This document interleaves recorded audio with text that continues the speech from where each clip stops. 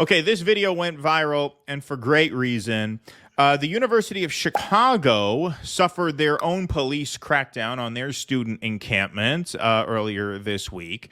And a local news reporter caught up with a student who supposedly doesn't know why he's protesting, right? If you listen to Don Lemon, Scott Galloway, it's, well, this is a fad, this is a trend. They don't really know what they're protesting or why, right? Here's a student just giving a pitch-perfect response to every question. This is about 5 minutes, but it is really worth playing the whole thing. Breaking news on the campus of the University of Chicago. Campus police there breaking up a protester encampment. Police in riot gear arrived on campus early this morning. Joni has been there very early. She has the latest. Joni, what has unfolded since you arrived? Well, the campus police, as you said, moved in just before 5 a.m. And these protesters have been holding the line now for 2 hours. There's a bullhorn behind us, so it's very loud. Christopher was on the inside when it happened. Describe what happened in the quadrangle this morning. Yeah, it was horrific. They waited like cowards until every single student was asleep in their tent, basically. And then they stormed in, maybe 40 or 50 of them with riot gear screaming. They started throwing wood planks, throwing chairs, throwing absolutely everything in any direction to destroy the camp as fast as possible, to suppress this movement as fast as possible. And in fact, one of the chairs that they threw came within maybe 3 inches of hitting my girlfriend in the head. And they had just woken us up. So it was dark because it was before sunrise. You had a warning that they were coming, but they didn't for a while, and so everybody was We had no warning. No, we had no warning.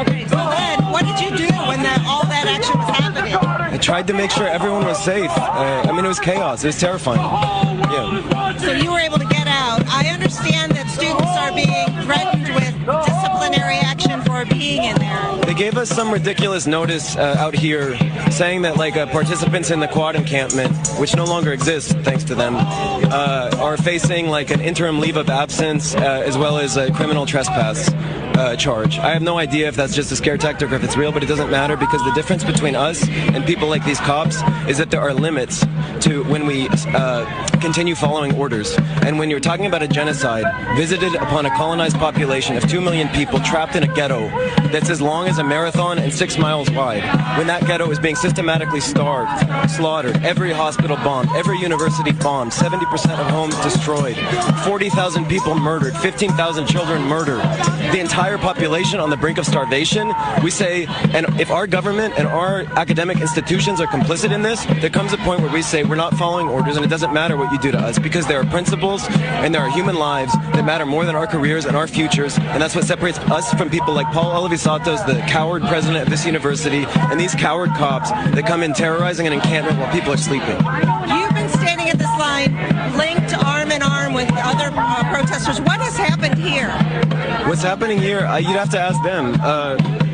Apparently they're trying to intimidate us, trying to suppress the protest that is continuing to grow. I think that they thought they could basically terrify us into inaction, into flight. But this is what this university has never understood, has never accepted, has never reckoned with about this student movement, and not just at UChicago but around the country, is that the commitment to Gaza runs deeper than fears for our safety, fears for our careers, fears for our paychecks. It is a fundamental obligation we have as citizens of a country that is presiding over this genocide, arming this genocide, and as students at a university that is invested in those same weapons manufacturers and that is partnered with the same apartheid institutions that train that military and develop its technology. Okay, I'll pause it right there. So that's one of my favorite parts. I'm really worried. You're always so careful about taking us over to Rumble, but you allowed this kind of anti-Semitism on the YouTube side. Yeah, it's a real anti-Semite there, right? Yeah, very shocking. Anti-Semitic hate speech. And now I feel bad about asking Richard Dawkins that question. Now I see what he's saying. Yeah, it's just anti-Semitism, right? Just anti-Semitism. So he says, solidarity with Gaza, our commitment to Gaza runs deeper than fears for our personal safety and our careers. This is part of the mistake that the ruling class made, was they rigged the economy so much in their favor that now they can't even really threaten these kids with economic punishment because it's all stick, no carrot, right? what future are you really depriving them of? You guys hoarded all the wealth for yourself. You made it impossible for people to climb the ladder. Even with a 4-year degree, they take on all this debt. A lot of them are never able to dig out from underneath that anyway. And so what do you have to threaten people with? And what this guy is saying here is just the purest form of solidarity, which is that whatever you threaten us with, is not going to deter us from being here. And I love where he says, I asked the cops, what is it going to take for you to stop following orders? What is it going to take for you to disobey? Right? And that's the difference between these kids and these cops. All right, we're going to play the rest. Do you have anything to add before that? No, go ahead. Okay. There was some pushing and shoving. I don't know who was pushing or shoving, but I know that there was tension here at the line. You tried to have a conversation with some of these police officers. Yeah, I've been talking to them this whole time. I've been asking them what it would take for them to stop following orders. I would ask them, how many kids have to die? So if you say 15,000 kids are killed, they're still willing to violently suppress a national movement raising the alarm that this needs to stop, that the U.S. complicity needs to stop. So what if it was 50,000 kids, 200,000 kids, 1 million kids? What if the whole Gaza ghetto? Do you know if there are next steps here? For them? For me, the next step is a simple one, whatever form it takes, which is to continue fighting with every breath we have, with everything we have, for the people of Gaza, because the blood of those kids is on our hands. It's on all of our hands, whether we like it or not. If we're U.S. citizens, if we're UChicago students, we are implicated in this horror that is being visited with total impunity because of U.S. Security Council vetoes by the state of Israel. You're a student? I'm a student, yes, I'm a PhD student, yeah. And if you face discipline, what then? Again, I don't care. It doesn't matter. There are things that matter more than my academic future. And certainly every one of those children that is being murdered, starved, maimed, whose parents are having to choose, do I let this kid starve first or that one? This is such an ugly reality of such great magnitude that to even think, to really entertain questions about what might happen if Paul puts me on a leave of absence is ridiculous. And it's insulting to the memory of every child that has been murdered in the course of this genocide with the full complicity of the United States, of Joe Biden, and of people like Paul Alivisatos and his cops that he sticks on us in the middle of the night. They're hypocrites, they're cowards, and the blood of Gaza's kids is on their hands too. The difference between them and us is that we know that and we reckon with it because we have a duty to them while they hide from the truth and they won't even admit that a single university has been bombed. There you go. The difference between us and them is that we know that, right? I like how he doesn't try to absolve himself. It's a very mature way of looking at this. There's blood on all of our hands, and there is. Right. There's blood on all of our hands. We are all guilty to some extent for this. The difference is between people who are trying to make this right as best they can and those who aren't. And that's really the moral difference. In terms of culpability, I said this the first broadcast after October 7th. I said there's not going to be a Gaza much longer, and it's because the world has failed them. The world has failed them. Everybody has failed them. It's not a question of we are some caped heroes riding in to save the day. No, we have failed. Everybody has failed. The difference is between people who recognize that and feel some sense of responsibility to do whatever they can to make up for that, and those who don't. Those who go out there, this news reporter, well, what about academic discipline? What if they suspend you? And he says, so yeah, what if they do? What if they do? That does not matter in the grand scheme of things. And you see the difference between a generation, the boomers, and to some extent the Gen Xers, although to a lesser extent, who were bought off because the upper 1% of their society let them get a big enough piece of the action to the point where they felt the need to, straighten up, put on a collared shirt, throw out the tie-dye, and get with the program. And now you have a generation who can't be bought because there's nothing to buy them with, because the society has just been rigged against them. And so now you have kids feeling like we don't really have much to lose, and to the extent we do have something to lose, it's unimportant.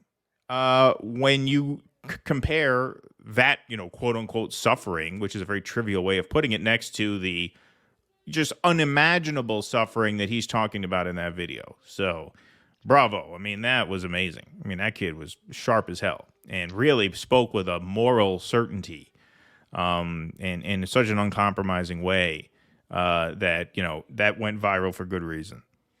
Well, it's interesting because of the look that he has and the things he's saying. It really is like history repeating itself. It really seems like a clip from the Vietnam era. For Gen Xers, a big part of why I think Gen X was known for its sarcastic deconstructions of culture is because they could afford that pose. There just wasn't a lot going on. You went into your adolescence and adulthood in this very peaceful era between the end of the Cold War and 9/11. So everything was about ennui and angst. Right? What else did you have? And commentary. It was very Talking Heads. I always think of Talking Heads as representing that era. The pose was very, isn't this all kind of weird, guys? This all kind of weird because there was nothing else to really talk about. Like, you're young, you want to be rebellious, right? But there wasn't a lot to complain about if you were young and white in the 90s. So what else were you going to do other than be like, Kurt died, man? There was just nothing else. I always talk about how you had these morons crying on camera when JFK Jr. died because they were so desperate to have a significant historical event, especially growing up in the shadow of the boomers and their self-aggrandizement and self-promotion of the key moments of their generational experience. Gen X so much wanted to have that, but they couldn't because their moment in history was so much less significant. But now you're seeing, it took a little while. I mean, the millennials are just basically like junior Xers, more or less. And now you have a fully articulated next generation coming of age in very serious times and very dire circumstances. And, looking to that past, is instructive. A lot of those kids wound up really taking it seriously. They ended up going out of underground. A lot of them really left the system. They did mostly get welcomed back in. Jimmy Carter pardoning all the draft dodgers was a major kind of turning point and putting all that in the past. Now, when you look at the fact that so many of the kids are coming from these elite backgrounds, look, they got elite parents. They take care of their own. In the end, are they going to allow their kids' careers to be ruined if they go ahead and turn around and come back in to society? I don't think so. The question is, as you point out rightly, what is there going to be to entice them in? Right. Exactly. Like, what careers are they going to have? What businesses are they going to start? What's going to happen if the dollar collapses? Like that, you think they're radicalized now? I mean, at that point, you're looking at revolution. There is this there's this real atmosphere of finality to these times. I've been talking about this for a while, going back a year or so. And, despair can be crushing, but despair can be liberating also because you feel less constrained by the material incentives of the moment. Right? It's easier to just disregard those kinds of things. Whereas to these older people, they can't imagine that. Well, what's going to happen when you get thrown out of school and you can't get a job? What's going to happen if I graduate school? What is the world going to look like in 10 years that I can say with any degree of certainty that it's going to be something even worth participating in on the level you're talking about? Right? I'm not a nihilist. I have 2 kids. I have one on the way. These people in Gaza have children under impossible circumstances. So I'm not saying. That's not because you're not a nihilist. You're just irresponsible. Exactly. Yeah. I'm not saying give up on the human race. I'm saying that you cannot assume that the old incentive structure is going to hold much longer. And that's why you can't threaten these kids with disciplinary action. They don't want to fucking hear it. They don't want to hear it, and good on them. Please clap.